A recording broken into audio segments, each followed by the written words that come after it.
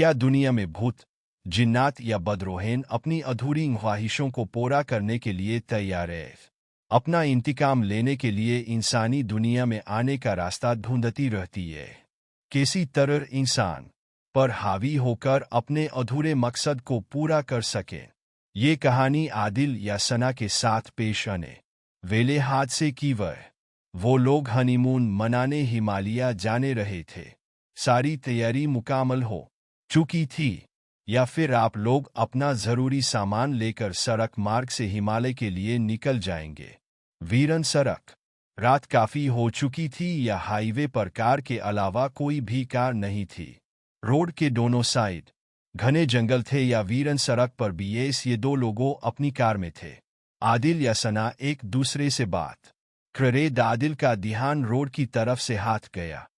अभी ये लोग बात ही कर रहे थे कि इनकी गाड़ी से कोई चीज टकरा गई। आदिल या सना अचानक से चौंक जाते हैं। आदिल कार को साइड पे पार्क करता है या कार से उतर के देखता है। वहां एक काली बिल्ली इनकी गाड़ी के आला आ जाने से मर गई थी। आदिल या सना हमें बिल्ली की लाश को उठाकर वही एक जंगल में दफना देते। मुर्गी ये लोग इस बिल्ली को दफनाकर थोड़ी ही दूर जाते मुर्गी के इनकी गाड़ी खराब हो जाती है। रात अंधेरी, हर तरफ सिर्फ जंगल या सुन्नता प्रेतराधित कुटिया। साना को डर लगने लगता है। वह कहती है कि वह क्यों ना पैदल चलकर कोई कॉटेज या होटल तलाश करें तेक वहाँ रात गुजार सकें। थोड़ी आगे जाकर आदिल को एक पुराना खस्ता हाल गेस्ट हाउस नजर आता है, जो कि इनके लिए इस वक्त किसी नेमत से कम नहीं था। ये दोनों अपनी गाड़ी वही चोर केआर गेस्ट हाउस में चले जाते हैं। वहां सिर्फ एक बूढ़ी औरत मौजूद होती है। आदिल हमसे कमरे की चाबियां लेता है, या वो औरत चुपचाप उन्हें चाबियां दे देती है। सना की नज़र एक बिल्ली पर पड़ती है, या वो डर के मारे जोर से चिल्लाती है। आदिल भागकर उसके पास आता है। सना उसे बताती है कि उसने अभी यहाँ पर वही बिल्ली देखी है जो उनकी गाड़ी के आला आकार मर गई थी। आदिल उसे कहता है वह कि टीएम शायद थकी हुई हो, चलो कमरे में चल नहा धोकर फ्रेश हो जाओ। सना भी अपना वहम समझकर इस बात को झटका देती है। ये दोनों अपने कमरे में चले जाते हैं। खाई सना नहाकर बाथरूम के शीशे में अपने बाल नहीं बनती।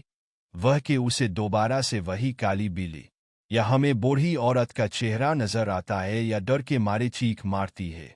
आदिल बाहर से बाथरूम का दरवाजा पीट रहा होता है, लेकिन सना बाथरूम में बेहोश हो चुकी थी।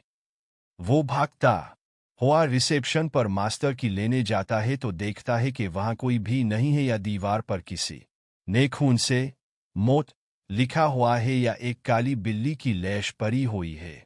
ये सब देखकर पीला पर जटा है।